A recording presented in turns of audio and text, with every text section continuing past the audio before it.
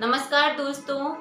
राजस्थान की ज्योग्राफी की इस क्लास की सीरीज में हम लोग राजस्थान की झीलें पढ़ रहे हैं। राजस्थान की झीलें हम काफ़ी कुछ पढ़ चुके हैं। आज हमारी लास्ट क्लास होगी जिसमें राजस्थान की झीलें कंप्लीट हो जाएगी। कुछ राजस्थान की झीलें मीठे पानी की बची हुई है, जैसे आना सागर, फॉय सागर, या फिर जो एग्जाम में आने वाली है जिनको डिस्क्राइब करने की इतनी ज़रूरत नहीं है, वो सारी हम इस वीडियो में आज पढ़ेंगे। सबसे पहले हम पढ़ेंगे अन्ना सागर झील। अन्ना सागर झील अजमेर में है और अन्ना जी ने इसका निर्माण करवाया है। अन्ना सागर झील अजमेर की है और ये भी मीठे पानी की झील है और इसके निर्माता है अर्णोराज या फिर अन्ना जी। इस झील का निर्माण, अन्ना सागर झील का निर्माण अन्ना जी ने ही करवाया था, इसलिए इसका नाम भी अन्ना है। और ये वही है जो पृथ्वीराज तृतीय के दादा थे।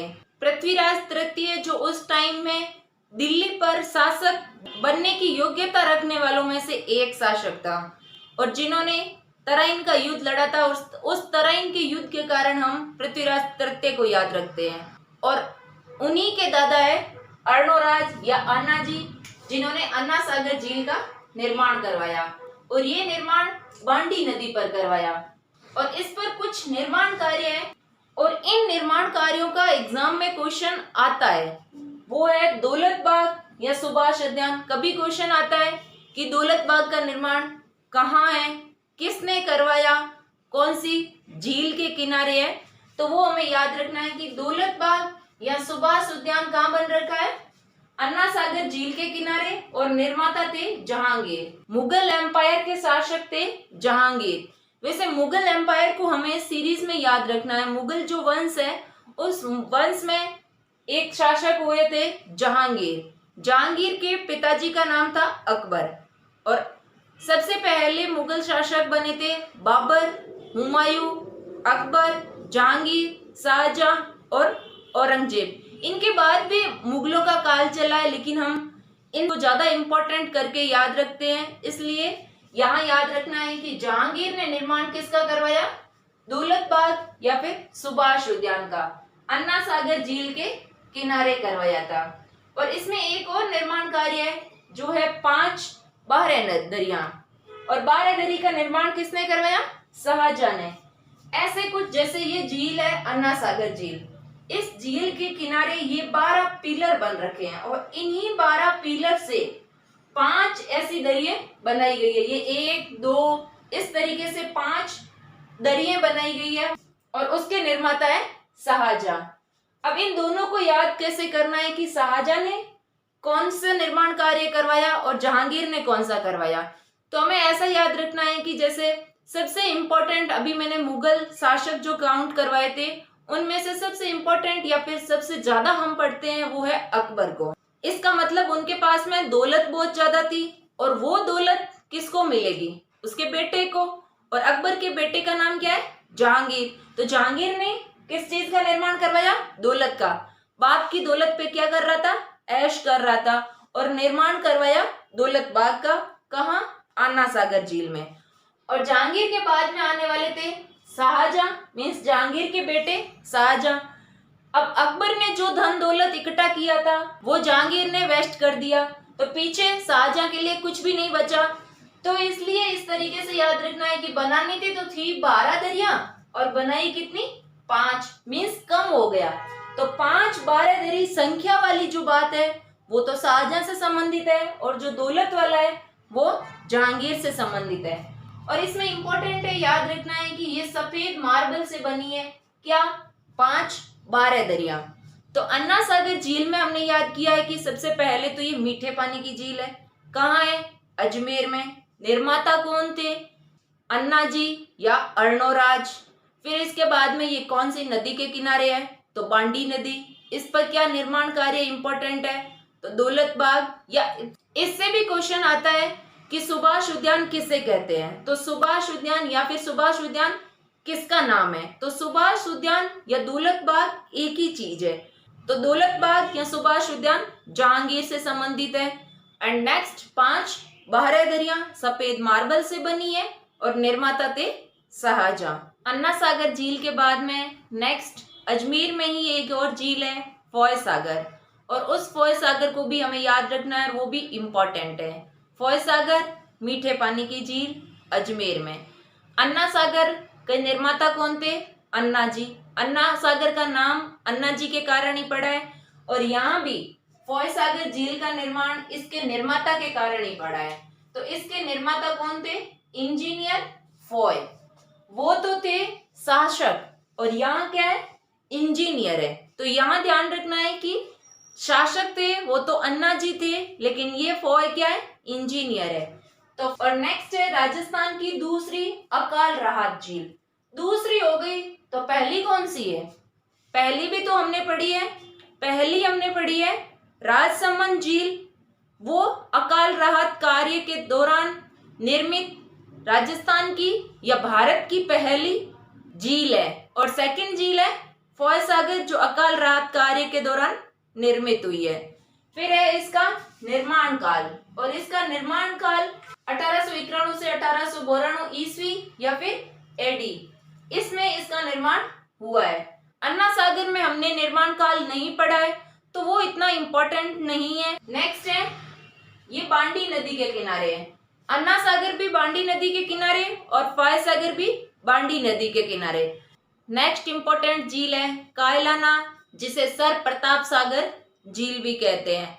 तो इसके नाम से ही इसके निर्माण का या निर्माता का पता चल जाता है। इसके निर्माता कौन होंगे? सर प्रताप सागर इस झील का नाम है, तो इसके निर्माता है प्रताप सिंह, और ये है जोधपुर में। तो कायलाना झील कहाँ है? जोधपुर में। ये भी इम्पोर्टेंट है, इसको भी याद रखना है कि कायलाना झील जोधपुर में, और इसके निर्माता थे प्रताप सिंह। तो इसी प्रताप सिंह के कारण इसे सर प्रताप सागर भी कहते हैं। और ये एकमात्र झील है जो IGNP से कनेक्ट झील है। IGNP का मतलब ये हुआ इंदिरा गांधी जो नहर है, उस इंदिरा गांधी नहर को शॉर्ट में IGNP कहते हैं। और ये IGNP से कनेक्ट एकमात्र झील है। कौन सी झील? कायलाना झील। और IGNP से कनेक्ट है तो ऑटोमेटिकली मीठे पानी की झील हो गई, क्योंकि जब नहर बनाई है तो नहर में क्या होगा? मीठा पानी होगा। तो ये ऑटोमेटिकली कायलाना झील मीठे पानी की झील हो गई है। और ये कनेक्ट किससे है? राजीव गांधी लिफ्ट से। तो ये भी हमें याद हो गया कि राजीव गांधी लिफ्ट कहाँ है?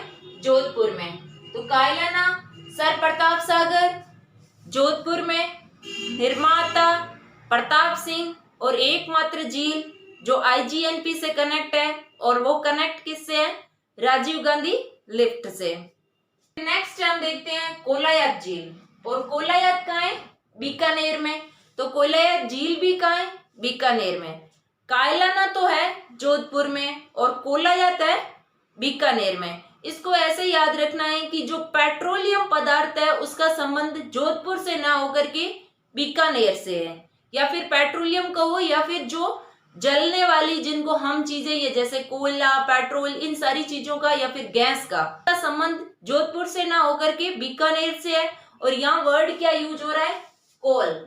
जिनको पता है कि कोलायत बीकानेर में है उनको तो दिक्कत नहीं होगी, लेकिन जिनको पता नहीं है कि कोलायत बीकानेर में है उन्हें कायलाना या कोलायत में दिक्कत हो सकती है। तो कोल को ऐसे याद रखना है कि कोल संबंध बीकानेर से करना है, इसलिए बीकानेर से कोलायत हो गई और कायलाना जोधपुर से हो गई। और कोलायत में ही कपिल मुनि की तपोभूमि है। इन कपिल मुनि का एक मेला भी लगता है कार्तिक पूर्णिमा को, और कार्तिक पूर्णिमा को हमने एक और मेला याद किया है, और वो है पुष्कर झील पर। पुष्कर झील पर कार्तिक पूर्णिमा को मेला लगता है, और यहाँ कपिल मुनि का मेला लगता है कोलायत में। कोलायत झील में हमें एक और लाइन याद रखनी है कि चारण जाति इस झील के दर्शन नहीं करती। चारण जाति वो जो स्थानीय लोग हैं, दूसरे तो शायद करते होंगे लेकिन स्थानीय लोग नहीं करते। इसका कुछ रीजन है, लोक कथा है कि चारण जाति की लोक देवी करणी माता, वो करणी माता अपने बहन से एक बच्चा गोद लेकर के आई थी, और वो खेलते खेलते कोलायत झील में चला गया, और कोलायत झील में गिरने से उसकी डेथ हो गई थी। इसलिए स्थानीय जो चारण जाति के लोग हैं उन्होंने प्रतिज्ञा ली थी कि हम कोलायत झील के दर्शन नहीं करेंगे। इस कारण स्थानीय चारण जाति के लोग कोलायत झील के दर्शन नहीं करते हैं। तो ये एक मान्यता है। तो यहाँ हमने देख लिया कायलाना और कोलायत झील।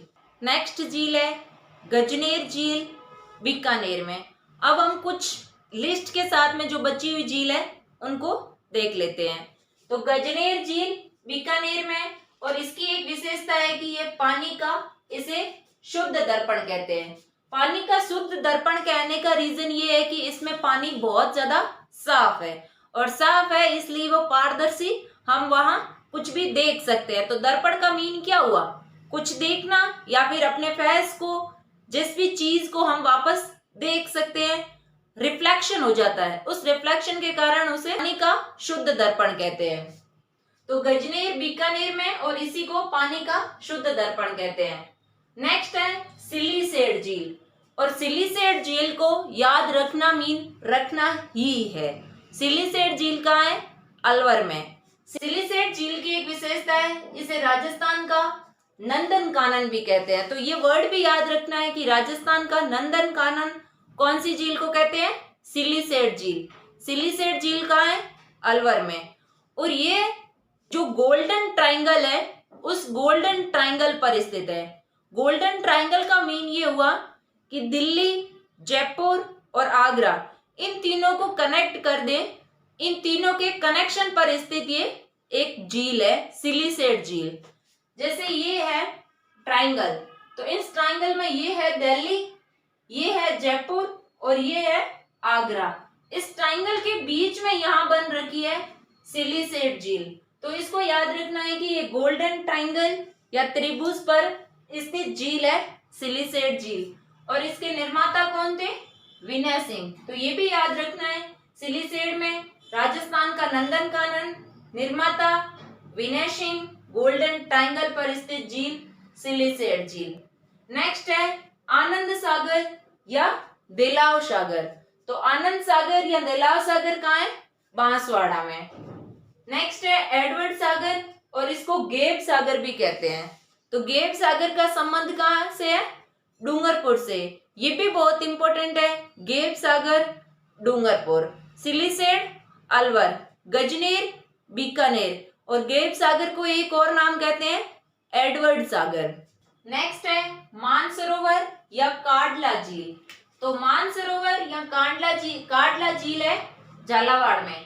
मानसरोवर झील दो है, दोनों को मैंने एक साथ लिख लिया है, एक तो सवाई माधोपुर में और दूसरी है झालावाड़ में।